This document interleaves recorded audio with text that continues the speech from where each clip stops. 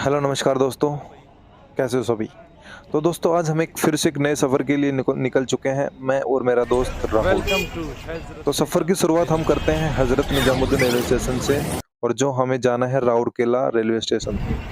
तो दोस्तों इसी बीच हम प्लेटफॉर्म पे पहुंच चुके हैं और वेट कर रहे हैं ट्रेन का, जो इंडियन रेलवेज हमेशा की तरह लेट चलती है। तो आज भी भाई साहब 2 ढाई घंटे लेट ही है।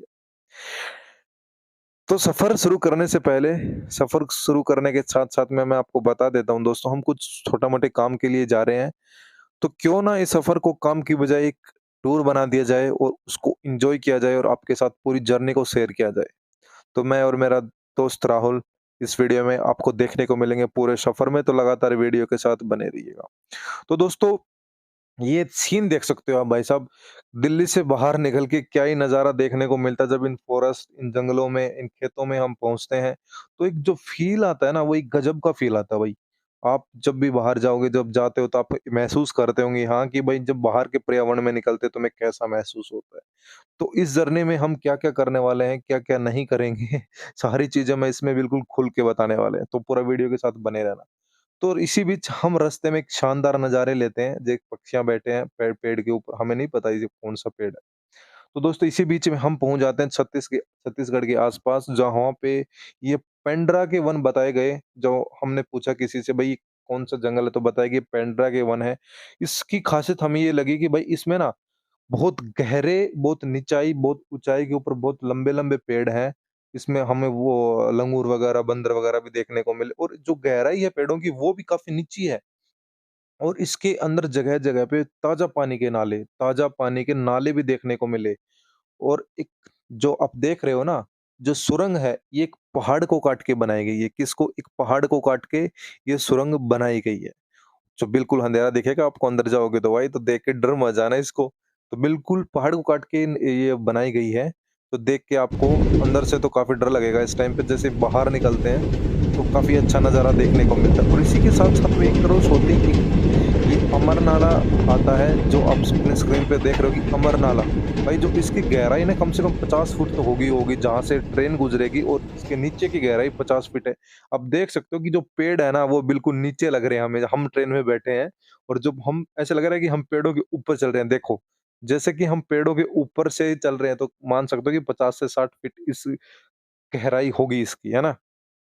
और राहुल इसी के साथ पीछे भी हट जाता है, वही कैमरा लेके पीछे हो जाता है कि मेरे को ऊँचाई से यहाँ पे डर लगता है, ठीक है? तो राहुल पीछे भी भाग जाता है। इसी के साथ-साथ पेंड्रा के जो वन है, उसमें एक प्राकृतिक नज़ारा बहुत ही शानदार देखने को मिलता है। ये नाले देख सकते हो ना, ये वो गंदा पानी नहीं है। ये हो सकता है कि बारिश का भी पानी हो, लेकिन ये साफ नाले हैं बिल्कुल। प्राकृतिक जो नज़ारा है, प्राकृतिक जो चीज़ें हैं, देखने को बहुत ही, ये कहते हैं ना कि मन को मोहित कर लेती है, कि मनमोहित चीज़ें हमें आजा आजा देखने को आजा मिलती हैं भाई साहब इन वन में। भाई बारिश का मौसम आ रहा है और यहाँ हम पहुँच चुके हैं राउरकेला और पूरा बारिश बारिश चल रही है। ये दो भाई मिले थे।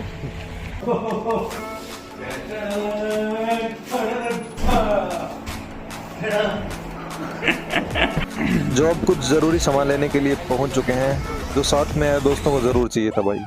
हाँ भाई, डे थर्ड है, डे थर्ड की मॉर्निंग है, और मॉर्निंग में अभी हम होटल से नहा धो के निकले हैं।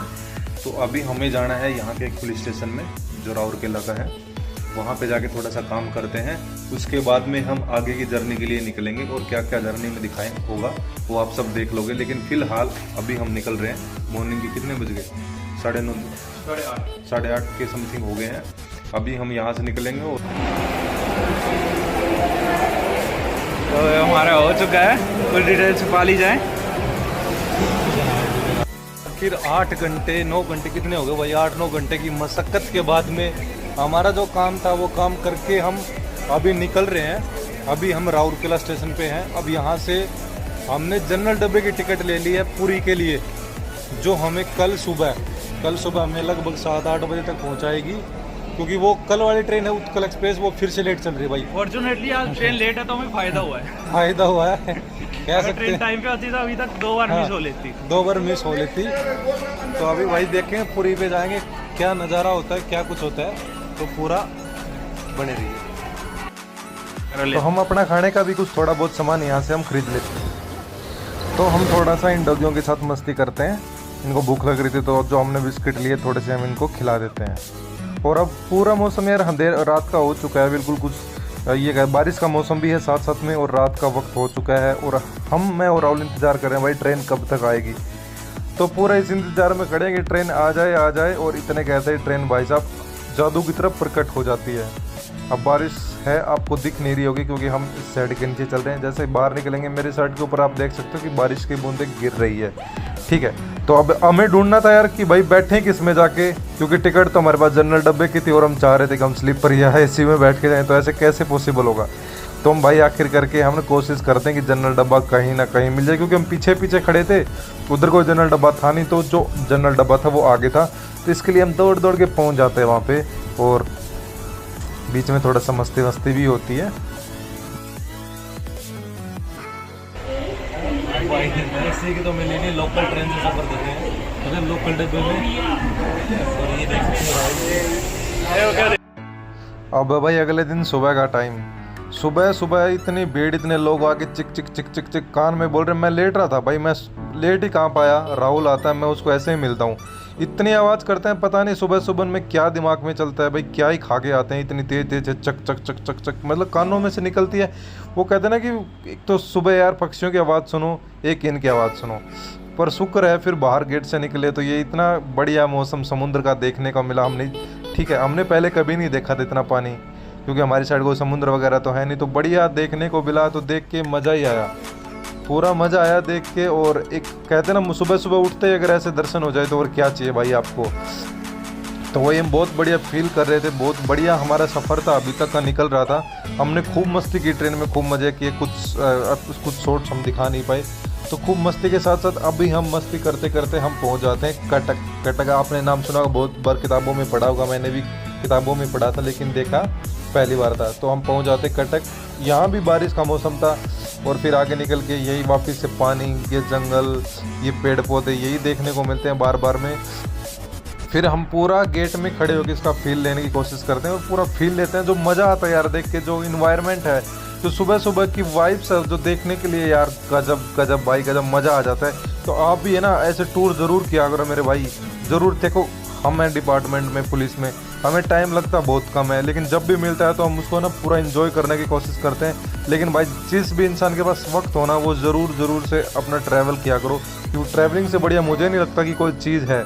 तो अब हम पहुंच जाते हैं पुरी, और पुरी रेलवे स्टेशन पे उतरते हैं, या हम पुरी स्टेशन पे उतर जाते हैं भाई। और अब हमें आगे के लिए पूछना था, क्योंकि हमें आगे पता तो नहीं था कि भाई खुद से क्या करना है क्या नहीं करना, मतलब किधर को जाना किधर को नहीं, ये तो पता था करना क्या है। तो हम पुरी स्टेशन पे पहुंच चुके हैं, बाहर निकल चुके हैं, और अब हम अपने अगले सफ़र के लिए टाइम हो चुका था 9:52।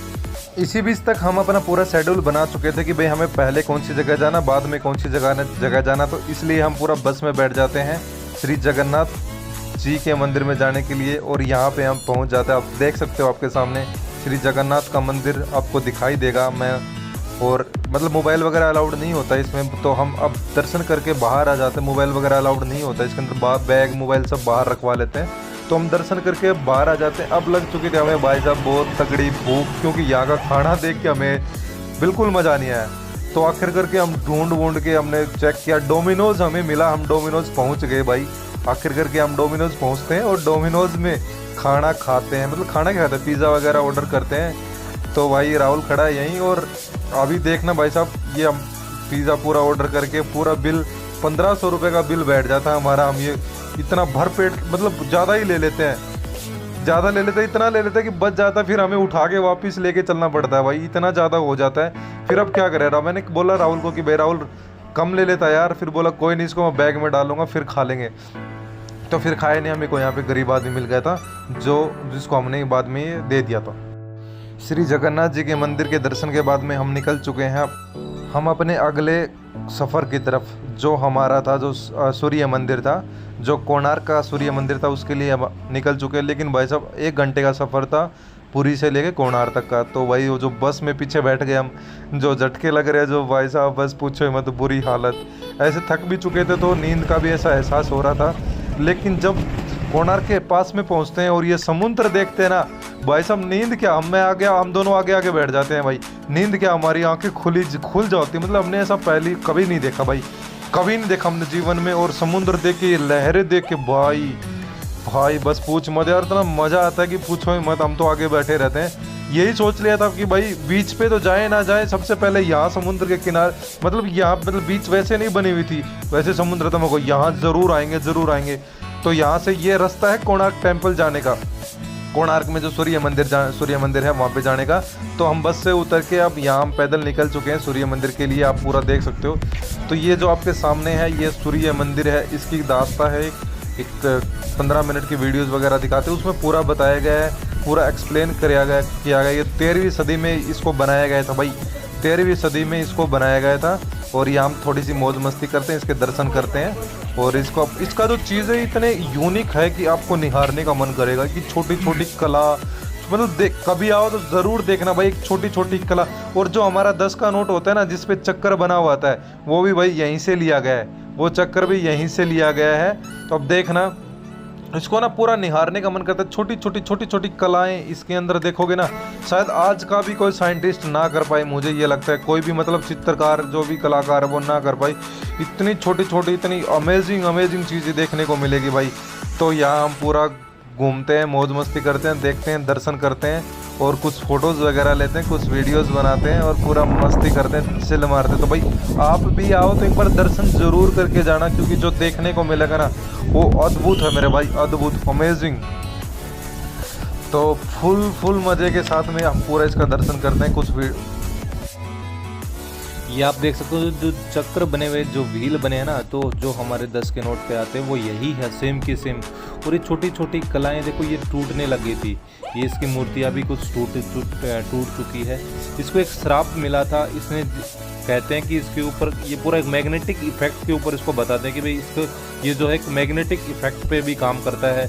जो इसके जो समुद्र है उसकी जो नाव चलती थी उसको भी ये अपने आकर्षण से अपनी तरफ खींच लेता था, इतना इसका कहते हैं। लेकिन ये तभी के टाइम पे बहुत पहले 13वीं 14वीं सदी में ही इसको बंद कर दिया गया था, इसके दरवाजे, क्योंकि इसके ऊपर एक कुछ गुंबज लगा था जो कोई सेट नहीं कर पाया था। तो वो एक राजा का कोई मंत्री था, उसका छोटा 13 साल का लड़का था, उसने उसको सेट किया था।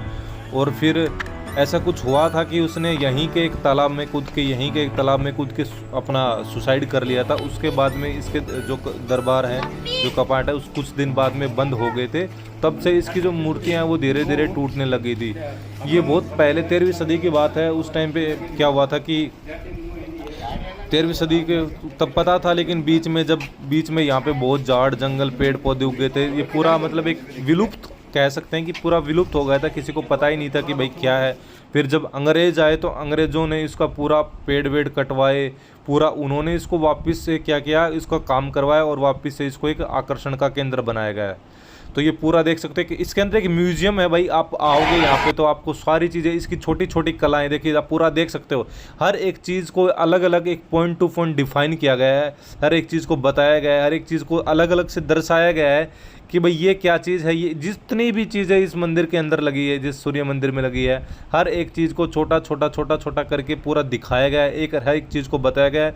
और उसके बाद में म्यूजियम में ले जाते हैं, जहां आपको एक 15 मिनट का एक मूवी दिखाई जाती है, शॉर्ट मूवी, जिसके अंदर पूरा आपको एक्सप्लेन करके बताया गया है कि भाई इसके अंदर क्या था, क्या नहीं था, क्या क्या चीज़ें थी, कैसे बनवाया गया, किसके द्वारा बनवाया गया, पूरा इसमें एक्सप्लेन कर रखा है। आप कहोगे तो मैं उसकी वीडियो भी बना के लाया हूँ, इसको मैं अपलोड कर दूँगा, ठीक है। ये पूरा आप पढ़ भी सकते हो, तो पूरा मैं उसको अपलोड कर दूँगा। लेकिन भाई साहब, जब बहुत गजब चीज़ है और देखने के लायक चीज़ है, मैं तो यही कहूँगा आखिर में आपको।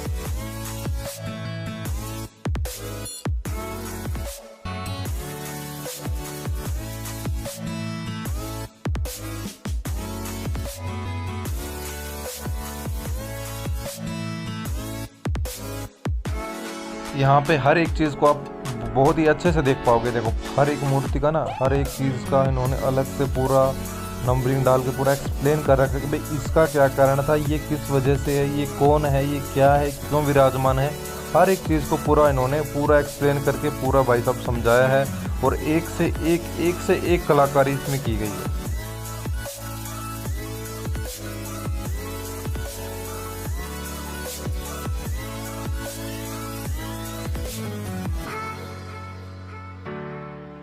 अब हम यहाँ के सूर्य मंदिर के पूरे दर्शन कर चुके हैं। अब यहाँ से वक्त आ चुका है यहाँ से चलने का।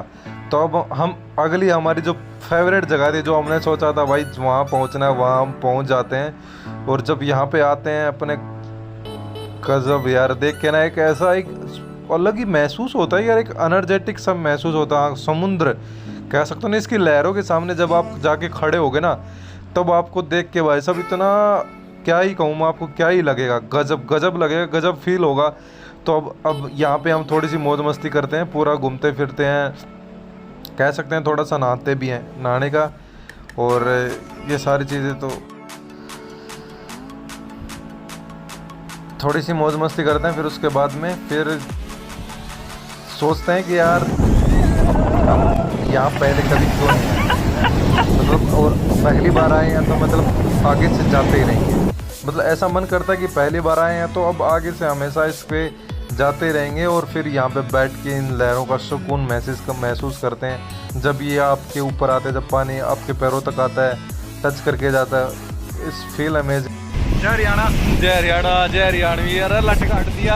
आज समुद्र नहाना है, कई साल हो गए, जिंदगी में पहली बार है भाई मन और सतपाल ने देखा होगा। समुद्र भी सोच रहा था बहन तो है कहाँ, आज क्यों नहीं रहे है। पहली बार समुद्र ने दर्शन किया आज हमारे। तो भाई ये देखो पूरा क्या दरिया नेकी कर और दरिया में डाल, नेकी करो दरिया में डाल। और ये लहरें भी हम तक आ रही हैं, बताओ क्या चाहती है ये देखो आज के पूरा। आओ आप लोग भी आओ भाई साहब, पूरा शानदार मजा, ये देखो क्या बात है। हर स्वाद आ गया, जम्मा स्वाद आ गया मेरे भाई, क्या आ गया ये देखो पानी। ये मजा है तो दरिया में है, जिंदगी के मजे हैं दरिया में है। दरिया में भाई, दरिया में डूब के जाना है ये।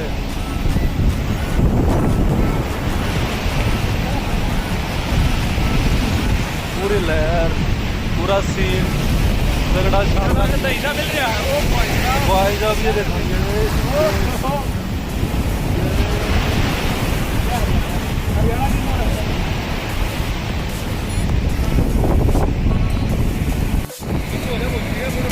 अरे कौन डरी भाई, तो आप ही कि वो लिए थोड़े प्रो लिए इतनी देर में तो।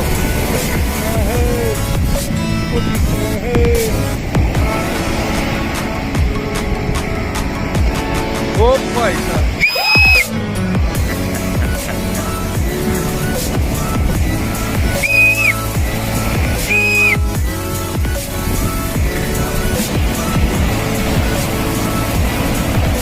सतपाल भाई गोवा चल रहा हम, और ये अपने रुक जा।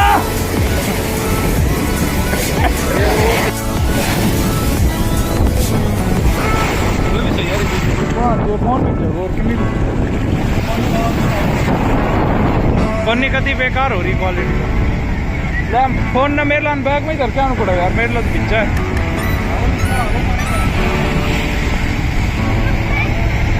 आड़ दे लाग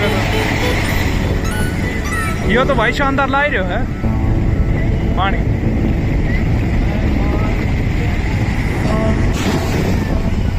सही है राहुल, पर क्वालिटी इतनी कोई खराब नहीं।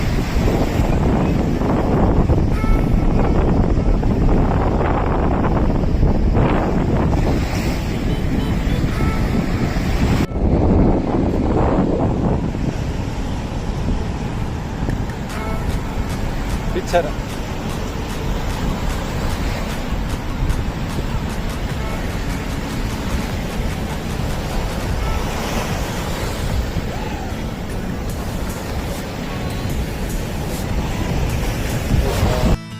अब हम पुरी से पूरा अपना सफ़र यहीं से समाप्त करते हैं और पुरी में घूम के हम रात को ही जल्दी से निकल के यहाँ से एक ट्रेन पकड़ लेते हैं जो हमें भुवनेश्वर तक को छोड़ने वाली थी।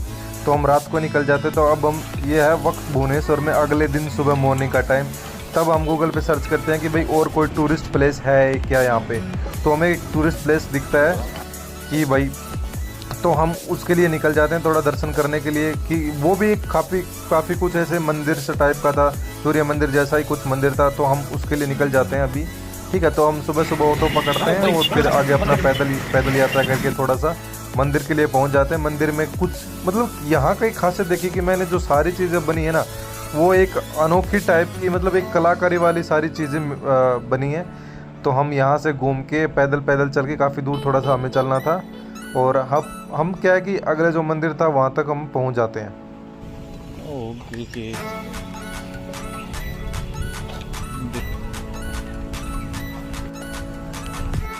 जो मंदिर था भाई वहाँ के हम दर्शन करके वहाँ से निकल जाते, क्योंकि मोबाइल भाई साहब अंदर ले जाना वहाँ भी अलाउड नहीं था। तो हम मोबाइल वगैरह कुछ बैग वगैरह और जो मोबाइल थे हम बाहर रख के निकल जाते हैं। अब वापस हमें जाना था हमारे railway station Bhubaneswar railway station से हमारी ट्रेन थी राजधानी। तो उसके बीच में कुछ ये चीज़ें आती हैं देखने के लिए, तालाब सा, इसमें मछली पालन भी हो रहा था भाई, ठीक है। तो इसमें थोड़ा सा मछली पालन भी था और ये चीज़ें आती है, तो रास्ते में इनका हम थोड़ा सा देख लेते हैं। और हमें अभी जाना था भुवनेश्वर रेलवे स्टेशन के लिए, क्योंकि हमारी ट्रेन थी वहाँ से। तो अब हम वहाँ पहुँच जाते हैं स्टेशन के ऊपर पहुँच जाते हैं, और फिर हम अपने स्टेशन के ऊपर पहुँच के अपनी ट्रेन का इंतज़ार करते हैं। और हम स्टेशन पे पहुंच गए। तो अभी हमारी क्या है कि ट्रेन आई नहीं थी, हमें थोड़ा सा वो होता है कि भाई वक्त हमारी ट्रेन आने में 10:35 के आसपास की शायद हमारी ट्रेन थी सुबह की। हम मॉर्निंग में जल्दी घूम के आ गए थे। तो अब हम थोड़ा सा कुछ खाएंगे पिएंगे, और फिर यहाँ पे एक वेटिंग हॉल था, तो वेटिंग हॉल में हम पहुँच चुके हैं, जो AC वाला वेटिंग हॉल था भाई। ये जो मतलब AC वेसी वाली ट्रेन होती है, जो बड़ी ट्रेनें होती हैं उनके लिए वेटिंग हॉल था। तो हम यहाँ बैठ के थोड़ा इंतज़ार करते हैं, और इतनी देर में हमारी ट्रेन आ जाती है भुवनेश्वर टू नई दिल्ली राजधानी एक्सप्रेस। और जो भाई इसका एक्सपीरियंस है ना राजधानी एक्सपीरियंस का, वो तो गजब है, गजब मतलब। तो वक्त अब हमें अपनी सीट देखने का कि भाई हमारी सीट कौन से डब्बे में, मतलब ये तो देख लिया था कौन से डब्बे में डब्बा ढूंढना था। तो अब हम डब्बा ढूंढने लग जाते हैं हमारी ट्रेन में जाके कि भाई कौन से डब्बे में हमें बैठना है। फिर हमारे दिमाग में आता भाई ट्रेन कहाँ जा रही है, ट्रेन तो यहीं है, कुछ खा पी लेते हैं। खाने का तो क्या था, थोड़ा सा जूस वूस पी लेते हैं। तो इसको भाई हम बोलते हैं पाइनएप्पल का बना दे। तो इससे हम दो जूस के गिलास पीते हैं पाइनएप्पल के, और फिर हम बैठ जाते हैं अपनी ट्रेन में।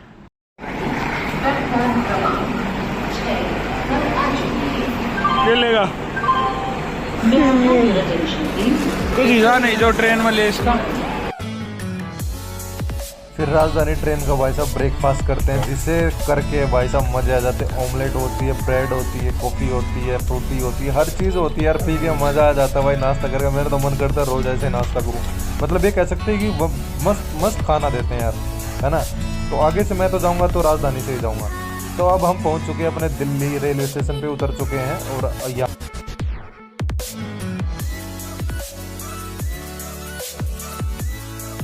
देखो भाई ये सफ़र जो है ना, हमें यही देखने को मिलता है कि भाई जितना घूम सको घूमो फिरो मज़े लो, क्योंकि उससे अलावा आपके साथ कुछ नहीं जाने वाला। और हम भी अपना ये सफ़र 6-7 दिन का सफ़र हम पूरा घूम के आज हम इसको पूरा करने वाले हैं। और हम दिल्ली रेलवे स्टेशन से उतर के मेट्रो से अपने घर चले जाएंगे।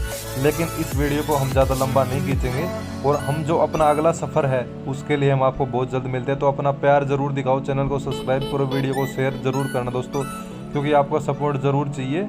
और पूरा मौज मस्ती करो यार। और आगे का जो सफ़र है आप सब्सक्राइब कर लो चैनल को, ताकि आपको पता लग जाए कि अगला